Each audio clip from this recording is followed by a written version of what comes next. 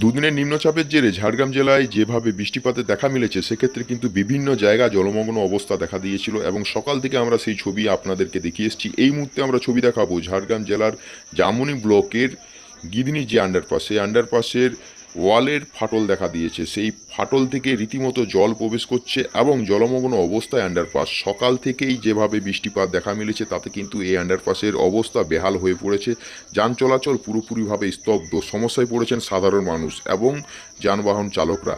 কারণ যেভাবে বৃষ্টিপাত দেখা মিলেছে, জলমগ্ন অবস্থা হয়ে পড়েছে, তাতে কিন্তু পার্শ্ববর্তী রাজ্য ঝাড়খণ্ড থেকে যে সমস্ত গাড়ি এই রাস্তায় যাতায়াত করেন তারাও কিন্তু যাতায়াত করতে পারছেন না এবং যে সমস্ত গ্রাম রয়েছে সাধারণ মানুষ জরুরি পরিষেবার জন্য ঝাড়গ্রামের সাথে চিল্কিগড় যে সমস্ত মানুষ আসেন তারাও কিন্তু যাতায়াত করতে পারছেন না, কারণ জরুরি পরিষেবাও রীতিমতো বন্ধ।